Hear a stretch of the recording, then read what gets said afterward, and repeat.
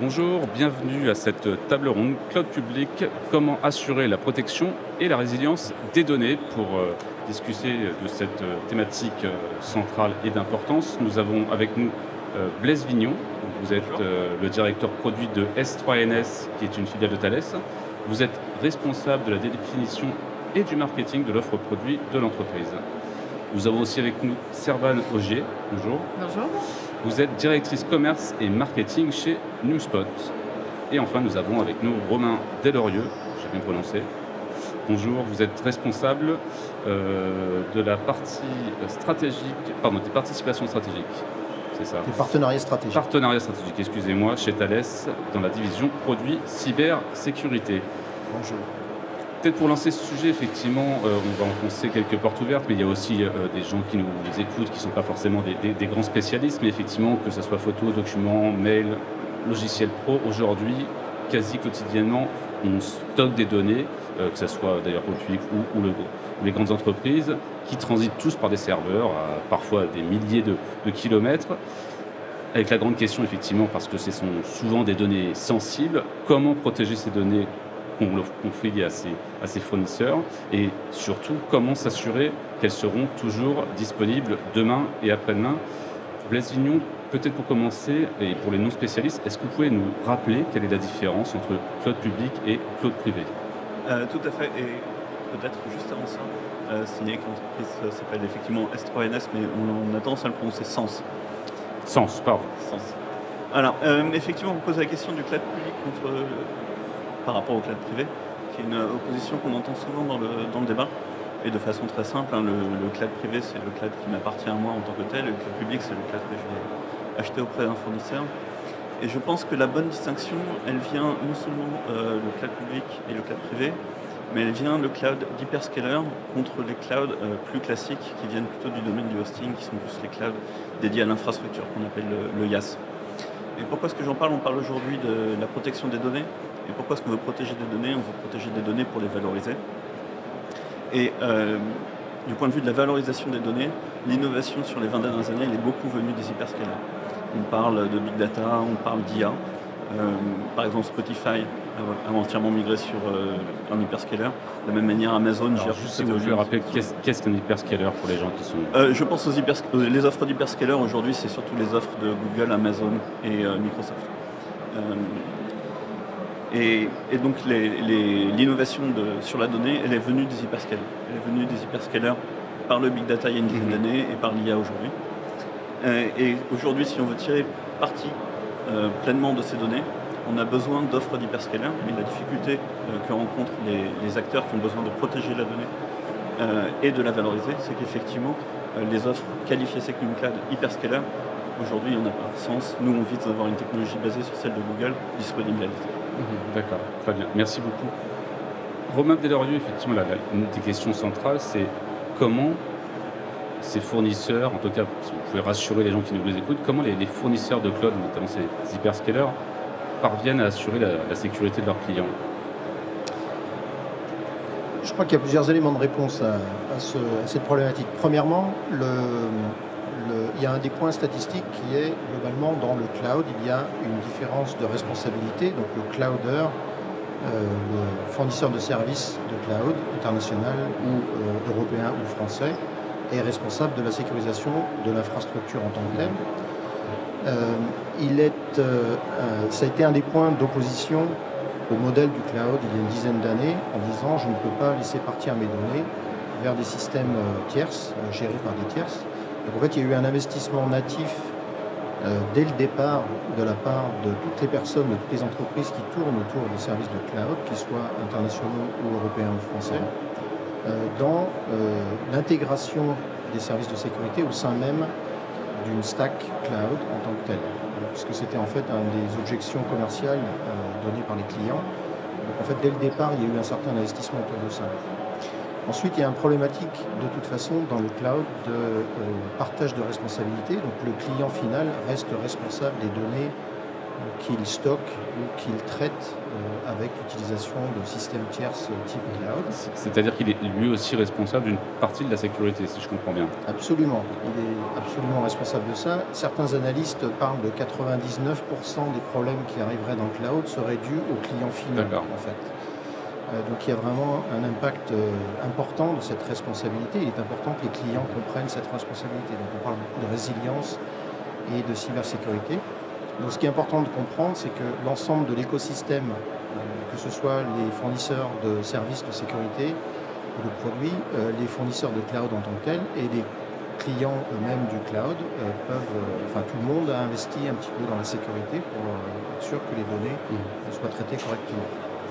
L'essentiel pour les clients est de comprendre quels sont les risques résiduels quand ils souscrivent à des services, et en fonction du nombre et de la qualité du service auquel ils ont souscrit, de faire en sorte qu'eux-mêmes implémentent des systèmes organisationnels ou techniques, des mesures techniques et organisationnelles pour pallier à ce qui reste, au risque résiduel qui reste sur des services types.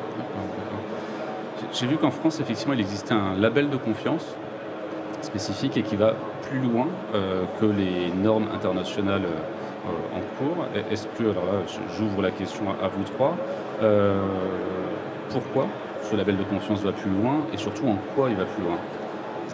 Moi, je vais bien vous répondre parce qu'effectivement, NewSpot, on s'est engagé dans cette démarche et on a créé NewSpot pour aller vers cette qualification. Je pense que c'est également le cas pour Sens.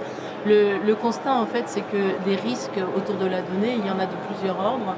Il y a des risques d'ordre juridique, il y a des réglementaires, des risques d'ordre technique et des risques d'ordre opérationnel. Et en fait, il y avait des normes type ISO 27001, mais qui n'allaient pas au bout d'apporter la réassurance sur le fait que le cloud provider met en place toutes les bonnes mesures pour couvrir l'ensemble de ces risques. Donc c'est l'Agence nationale de sécurité des systèmes de l'information, l'ANSSI, qui a mis en place ce référentiel, qui est un référentiel très très exigeant, qui est aujourd'hui dans sa version 3.2, qui permet de dire qu'un prestataire qui a fait l'effort de passer cette qualification a mis en place des règles et apporte des garanties à la fois au niveau réglementaire, opérationnel et technique. Et donc l'utilisateur peut aller sereinement utiliser le cloud provider en étant assuré que la protection des données va être à l'état de l'art. Ça ne l'empêchera pas effectivement d'avoir de son côté des mesures à prendre en termes de résilience, notamment pour s'assurer qu'il met en place des dispositifs actifs, en fait tout ce qu'on peut faire dans le cloud. Mais à minima, grâce à ce tampon d'ANSSI, il sait que le cloud provider lui apporte dans un premier temps déjà la souveraineté, c'est-à-dire la garantie réglementaire, le fait que les données qu'il stocke ne seront pas soumises aux lois extra-européennes. Oui. Et donc là, en fait, on pense typiquement aux lois qui sont le Cloud Act ou l'article 702 de la loi FISA, qui sont des lois de surveillance américaines qui permettent de réquisitionner des données chez les fameux hyperscalers sans que le propriétaire des données soit au courant. Donc typiquement, un des premiers volets réglementaires, c'est de protéger le client en lui disant, dans un cloud provider SecNumCloud, qui est donc souverain parce qu'il a passé cette validation, il n'y a absolument aucun risque réglementaire. Et le référentiel va plus loin, il couvre également les sujets opérationnels et techniques. D'accord. Aujourd'hui, c'est un des labels les plus exigeants au monde. Enfin, je ne sais pas d'ailleurs s'il y a d'autres labels de ce type-là dans d'autres pays. Oui, en fait, aujourd'hui, il y a d'autres pays, qui est l'Allemagne, il y a l'UC5, il y a le BSI, je crois, en Espagne. Donc, il y a pas mal de labels. Le SecNumCloud a la réputation d'être le plus exigeant. Et donc, il y a des réflexions qui sont menées au niveau de l'Europe pour établir un schéma européen, EUCS, un schéma européen de certification, et donc avec des grands débats pour savoir quels sont les différents niveaux. Donc il devrait y en avoir 3 qui sont des niveaux techniques, et la France qui milite depuis un certain nombre d'années pour qu'il y ait également un niveau I+, qui vient accompagner le plus haut niveau technique, donc opérationnel et physique, qui serait un niveau qui emporterait ces critères de souveraineté, pour dire à l'échelle européenne également que dans un schéma de certification, non seulement on couvre ces critères opérationnels et techniques, mais on peut aussi faire le choix de dire que dans une consultation, on veut un prestataire qui est souverain européen. Je reviens un petit peu en arrière, effectivement, vous évoquiez le fait que priori, ce label nous protégeait de ce qu'on appelle l'extraterritorialité du droit américain notamment. Pour les gens qui vont nous regarder, qui ne sont pas forcément des spécialistes encore une fois, c'est comme ça qu'une banque comme BNP Paribas a écopé d'une amende de plusieurs milliards. Pas que, il y a eu plusieurs groupes français. Enfin, voilà, on sait que c'est une arme de guerre commerciale, soit disons les choses clairement, qui permet aux États-Unis, il suffit, vous m'arrêtez, je ne suis pas spécialiste, qu'un mail transite par un opérateur américain pour qu'on puisse ensuite, qu'un juge américain puisse tirer le fil et revenir. Ça, avec ce label de français de confiance, a priori, ça vous protège. Absolument. En fait, avec le référentiel SecNumCloud, on garantit que la garantie, elle porte à plusieurs niveaux. Elle porte sur le fait que le fournisseur lui-même et son entité capitalistique le fait qu'il n'est pas soumis à des lois américaines en l'occurrence. On parle surtout des lois américaines parce que personne ne pense mettre ses données sensibles chez les Chinois aujourd'hui, c'est pas tellement le sujet. Voilà. Donc, mais typiquement le montage de sens, en fait, le montage de sens, c'est une façon aussi de dire bénéficier des qualités des hyperscalers, en l'occurrence Google, dans un environnement qui vous protège en termes de souveraineté. Donc le label, il apporte cette garantie, et il apporte également des garanties que les données ne vont pas transiter. Parce que ce dont vous parlez, en fait, c'est un deuxième sujet réglementaire qui est: que se passe-t-il quand la donnée transite outre-Atlantique? Et là, en fait, on est aujourd'hui dans le cadre d'un accord qui vient d'être signé en juillet 2023 qui fait suite alors là, pour le coup, ceux qui ne connaissent pas, c'était ce qui s'appelait le Safe Harbor et le Privacy Shield, qui sont des accords européens qui encadrent les mouvements de données vers les États-Unis, notamment pour les données privées, et en fait, qui avait été annulé parce qu'on considère qu'il n'y a pas adéquation de traitement, c'est-à-dire qu'on considère que les données privées des Européens ne sont pas au même niveau de sécurité quand elles sont outre-Atlantique par rapport à quand elles restent sur notre territoire. Donc ça avait été invalidé, mais il y a un accord qui a été re-signé en juillet 2023 et qui est aujourd'hui écorné, dans le sens où cet accord, il tient parce qu'il y a une commission paritaire qui a été mise en place aux États-Unis pour garantir qu'il y aurait adéquation de traitement des données des Européens. Et cette commission paritaire n'est plus paritaire puisque les 3 membres démocrates de la commission ont été révoqués par le nouveau président américain. Oui, effectivement, c'est ça. Il y a toujours l'inconnu Donald Trump, mais là, on ne va pas rentrer parce qu'effectivement, par essence, on ne sait pas ce qu'il va faire demain et encore moins après-demain. Peut-être.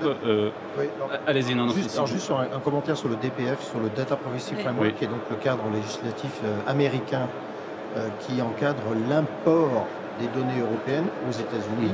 C'est important de comprendre qu'il s'agit d'un accord que des entreprises de droit américain peuvent souscrire, qu'il s'agit de couvrir l'import des données de citoyens européens aux États-Unis. Il ne s'agit pas d'un cadre législatif qui permet aux entreprises européennes d'exporter, donc d'utiliser des clouds US par exemple pour exporter des données. Il y a quand même une nuance qui est assez importante et qui est globalement méconnue sur l'applicabilité du DPF qui en fait ne couvre pas beaucoup les use cases notamment qu'on appelle B2B, c'est-à-dire des entreprises européennes qui vont utiliser des entreprises américaines pour faire du traitement de données. Ça ne couvre pas cette action qui est un export de data à l'extérieur de l'Union. D'accord. C'est important également de préciser. Une nuance d'importance, effectivement. Ça renforce l'idée que pour se protéger, dans tous les cas, il faut privilégier des cloud providers qui sont souverains, c'est-à-dire qui ne vont pas être exposés à toutes ces lois américaines. Tout à fait. Blaise Lignon, si j'ai bien compris, effectivement, votre solution dans le sens, c'est notamment, et c'est construit là-dessus, sur cette idée, ce que vous aviez évoqué un petit peu au début, sur profiter du meilleur de ce que peut offrir le marché, tout en ayant effectivement un cloud souverain. Est-ce que, sans rentrer dans la technique, mais un petit peu quand même, vous pouvez nous expliquer comment on arrive à marier ces deux choses qui peuvent a priori apparaître un peu en contradiction? Bien sûr. Effectivement, donc Sens, c'est une filiale de Thales qui est entièrement contrôlée par Thales. Et ça, c'est très important parce que Servan en parlait tout à l'heure. La qualification SecNumCloud, elle est opérationnelle et technique, mais elle est aussi juridique. C'est-à-dire que le contrôle de la technologie, qui contrôle la technologie, est un élément fondateur de cette qualification. Et donc la façon dont Sens a été monté, elle ressemble d'ailleurs à l'ensemble des acteurs SecNumCloud. Sens est une entreprise de droit français contrôlée par des Français. Et dans cette entreprise, ce que Google vient faire, c'est fournir la technologie. De la même manière que chez NumSpot, la technologie est fournie.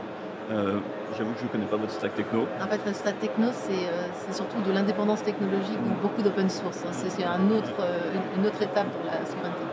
Voilà, donc dans notre cas, la technologie est fournie par Google et elle nous est livrée. On a l'opportunité de l'auditer, de l'inspecter. Quand vous dites la technologie, on parle de quoi exactement?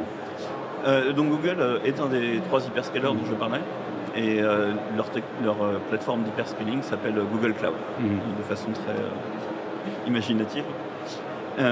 Et donc ce qu'ils nous fournissent, c'est une version de Google Cloud qui est opérée par Sens déjà aujourd'hui et que nous sommes en train de qualifier. D'accord. Donc l'objectif de Sens, c'est de fournir quelque chose qui est techniquement équivalent à Google Cloud. Ok, très bien. Une autre question, évidemment, c'est que quand on confie ces données sensibles pour les entreprises ou précieuses pour les particuliers, comment est-ce qu'on peut être certain, enfin, là, pour le coup c'est une question de béotien que je me pose moi, que tout ne va pas disparaître en cas de panne géante, de cyberattaque, de catastrophe naturelle, parce que malheureusement il y en a de plus en plus, incendies, inondations, etc. Est-ce que vous pouvez nous rassurer, ou pas? Si, me rassurer. Romain, là c'était plutôt une question pour vous, mais elle est ouverte évidemment.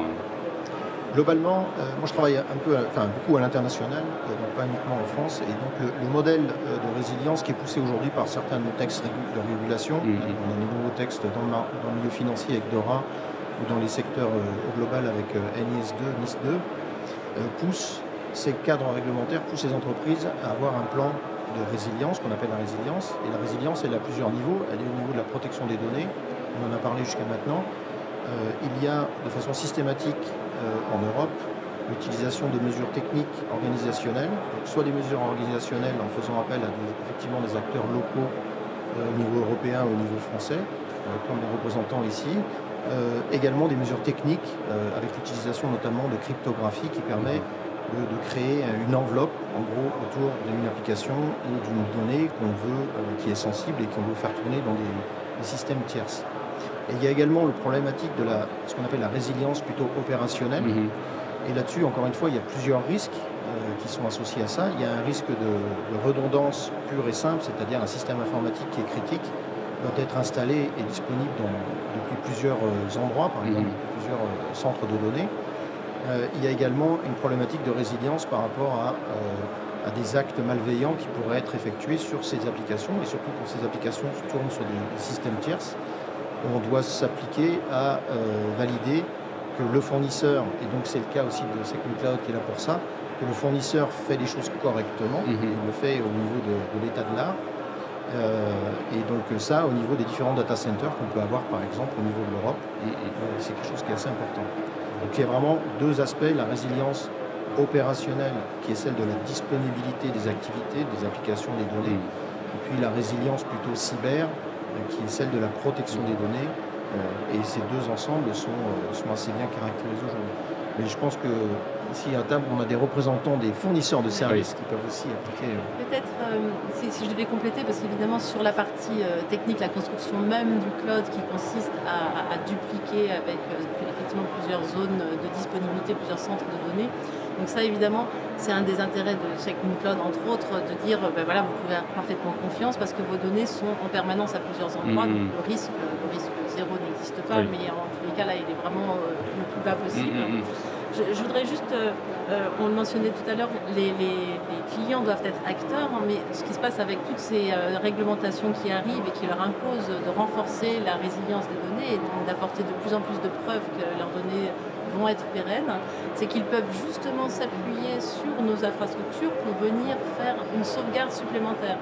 Donc ça c'est quelque chose qui est aujourd'hui de plus en plus un besoin, et donc, on a des offres avec des partenaires français au sein des Trust pour pouvoir proposer des choses qui automatisent et qui apportent un mode de sauvegarde de données, ce qu'on appelle le 3-2-2-1, donc en fait un dernier point de sauvegarde supplémentaire pour être certain d'une résilience complète. Une redondance supplémentaire pour assurer la sécurité. Là, vous vouliez peut-être compléter? Je pense qu'on a abordé les points principaux, donc pour résumer, les clouders, NumSpot, Sens et puis tous les autres fournissent les briques qui permettent d'organiser sa résilience. La responsabilité finale de résilience reste chez le client. On charge au client d'utiliser les meilleures briques. Donc, a priori, c'est quasi impossible de perdre ces données aujourd'hui. Est-ce qu'on peut résumer? Alors, en appliquant une bonne hygiène autour de ces données, vraiment le risque est au plus bas. Bon. Il y a deux niveaux de réponse. La perte de données, c'est soit la perte totale, c'est-à-dire l'absence de disponibilité des données. Les données ne sont plus disponibles à l'organisation. Et puis il y a la perte au sens une attaque sur une donnée, et donc les données partent vers quelqu'un d'autre. Elles sont encore disponibles à l'organisation, mais elles sont parties vers quelqu'un d'autre. Effectivement, il y a plusieurs aspects à cette perte de données.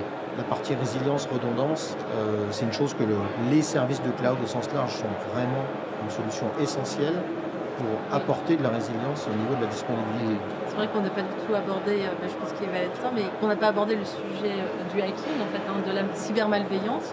Et le fait que typiquement, le fait d'utiliser des solutions de cloud comme la nôtre, avec des solutions, par exemple, on a un partenaire Tempo qui propose ça, ça permet de retrouver en arrière la version qui n'a pas été, la version qui permet de réinstaller ses données, de réinstaller son applicatif avant l'intrusion. C'est ça, c'est-à-dire que si jamais effectivement, je ne sais pas si on parle de malware, enfin en tout cas je vais parler de virus, pour moi ça sera plus simple, arrive et prend toutes vos données ou bloque toutes vos données, vous avez la possibilité de réinstaller juste avant tout ce qui était juste avant. On peut aller chercher la version qui permet de redémarrer en étant sur des données saines. C'est pour ça que quand je vous entendais dire c'est impossible, moi j'ai grandi dans un monde où c'était possible. Sur la porte de mon premier manager, quand j'étais tout jeune ingénieur, il y avait écrit il y a 3 choses certaines, la mort, les impôts et la perte de données. C'est vrai qu'aujourd'hui avec le cloud, on a des outils pour gérer la perte de données. Donc c'est devenu des incidents qui sont devenus plus rares, mais ça demande quand même une vigilance plus instante, d'abord de nous autres clouders et puis des clients. D'accord. Une dernière question. Alors moi, en préparant cette table ronde, j'ai découvert que pour les données ultra sensibles, il était possible de mettre en place ce qu'on appelle a priori un data room sécurisé. Je crois que la Caisse des dépôts fait ça non plus. Est-ce que vous pourriez nous expliquer, alors je vous pose la question, comment ça marche et si c'est réservé uniquement aux appareils d'État ou à certaines données excessivement sensibles?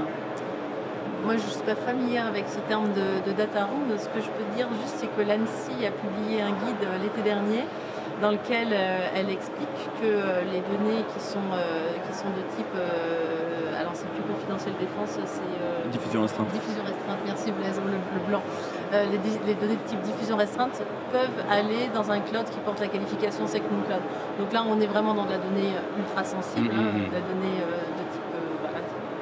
oui, on peut penser aux données militaires, des choses comme ça, les renseignements. Pas toutes les données militaires, il y a des choses qui restent chez les acteurs et c'est bien comme ça. Mais effectivement, il y a maintenant, c'est une ouverture récente en fait, jusqu'il y a peu, l'ANSSI n'avait pas encore donné le tampon pour dire c'est bon, diffusion restreinte, vous pouvez aller dans le cloud. Donc là, ça y est, ils ont estimé que ce référentiel, quand on l'applique, permet d'aller jusqu'à protéger des données de type diffusion restreinte. D'accord. C'est une question. Est-ce que pour clore cette table ronde, on connaît tous la situation géopolitique telle qu'elle est, avec effectivement un Trump à la tête de la première puissance américaine qui est un peu inquiétant, une Chine, une montée en puissance de la Chine qui est aussi un peu inquiétante, aussi des pays qui, j'allais dire, nourrissent et envoient des cyber-malfaiteurs sur la Corée du Nord, l'Iran. Est-ce que vous avez l'impression que là, quand même, par rapport à ce que vous avez vécu, on est aussi dans une période où, en termes de cyber-malveillance, on est vraiment à l'acmé, on est à un moment, j'imagine, qui est extrêmement tendu, qui vous demande, vous aussi, d'être vigilant et aussi en perpétuellement sur la brèche pour essayer d'anticiper ce qui pourrait arriver demain. Alors, nous, complètement, on est à un point de non-retour également. On parle beaucoup de la souveraineté là, depuis sur cette table ronde. Moi, j'ai commencé à travailler sur la souveraineté il y a 5, 6, 7 ans. À l'époque, on me disait, on comprend ton histoire, mais t'es gentil, c'est un peu dans ta tête, et la réalité des choses est un petit peu différente, et c'est pas de mal à veille que les États-Unis vont commencer à interférer de façon massive avec le système, etc. On vous disait, vous vous posez beaucoup de questions. Voilà. Peut-être trop. On disait, tu as des bonnes réponses, mais à des questions qui n'existent pas forcément. Donc c'était un peu de débat. les choses ont évolué et évoluent toujours. Il y a également, vous parliez des cyberattaques, on a également des systèmes de SOC, ce qu'on appelle SOC, donc Security Operations Center, donc des systèmes actifs de protection de la menace et de détection des menaces. On voit également, on a des systèmes de protection contre les bots, ce qu'on appelle les bots, c'est les robots, des scripts qui viennent attaquer les systèmes informatiques au sens large. On a une explosion des bots depuis 2 ans avec l'apparition de modèles d'IA qui permettent à des... En fait, on suppute en fait, qu'il y a une nouvelle génération d'attaquants qui en fait s'essayent à la cybermenace et qui demandent quelque part à ChatGPT de développer des bots pour aller attaquer des systèmes. On a un nombre de bots qui a explosé depuis 2 ans et des bots qui sont particulièrement simples, en fait, paradoxalement. Et de l'autre côté de l'échelle des bots, on a également des attaques qui sont de plus en plus complexes. Et donc on pense également qu'il y a des attaquants qui sont extrêmement expérimentés, qui vont utiliser l'IA, encore une fois, pour fine-tuner, pour finaliser et améliorer leurs attaques. Donc on est vraiment à un point où on a un écosystème géopolitique qui, lui, amène de la menace en tant que telle. Et on a un système de menace, une industrie de la menace qui s'est professionnalisée avec des systèmes de bots, de menaces as a service, de crime as a service, avec toute une industrie derrière qui s'organise pour fabriquer de l'économie de la menace. Qui effectivement, en plus, c'est vrai qu'on n'en a pas parlé, avec le boom de l'intelligence artificielle et même la démocratisation de l'intelligence artificielle, fait que j'imagine ça devient de plus en plus simple pour les cyberattaquants aussi de développer des malwares, des choses comme ça. Enfin, en tout cas, ça... Oui, par rapport à ces sujets, en fait, donc effectivement, il y a un créneau, c'est-à-dire que là, on voit bien que le sujet de la protection, de l'autonomie, de la souveraineté sont des sujets qui parlent heureusement beaucoup plus aujourd'hui qu'hier. Et dans le momentum, ce qui se passe aussi, c'est que l'offre s'étoffe. C'est-à-dire qu'il y a non seulement de plus en plus de sociétés qui se disent « Ah ben oui, quand même, c'est vrai que c'est bien d'avoir déjà utilisé pas mal les hyperscalers, mais il y a des données qu'on ne veut vraiment pas mettre chez eux. » Et hier, ils regardaient et l'offre était encore limitée. Aujourd'hui, il n'y a plus besoin de choisir. Nous, chez NewsPlot, notre raison d'être, c'est qu'il n'y ait pas à choisir entre innovation et confiance. Aujourd'hui, c'est possible de s'attacher à la protection des données tout en restant dans une logique de compétitivité financière et d'innovation. Oui, qui est évidemment aussi importante, comme toujours. Oui, tout à fait. Vous aviez commencé votre question sur l'aspect géopolitique. C'est vrai que sur la cybersécurité, il y a un changement de degré. On voit que ça monte de plus en plus fort dans les préoccupations des dirigeants. Sur la dimension géopolitique, il y a une prise de conscience. On n'est plus sur un changement de degré. Il y a quelque chose qui a émergé. Oui, vous avez l'impression, vous, que les dirigeants d'entreprise, notamment, là, cette fois-ci, ont clairement compris qu'il y avait vraiment un vrai danger, que ça devait être une de leurs priorités stratégiques. Très clairement. Il y a des appels d'offres en fait qui sortent de groupes qui n'en étaient pas avant pour référencer ce qu'on appelle le cloud de confiance. Donc, oui, il y a des signes tangibles. J'allais dire, il faut bien qu'il y ait quand même un aspect positif à cette situation un petit peu anxiogène. Merci beaucoup, en tout cas à vous trois. On a respecté parfaitement le temps qui nous a été imparti à 2 minutes près. C'était très intéressant, merci. En tout cas, moi j'ai trouvé ça très intéressant. Je suis pas forcément un hyper spécialiste, donc j'espère que les gens qui le regarderont auront aussi des éléments de réponse. Merci à vous. Merci. À 1 minute 49. Alors ça tient pas du tout dans mes oreilles. C'est très désagréable. J'ai passé tout mon truc à les remettre. C'est vrai.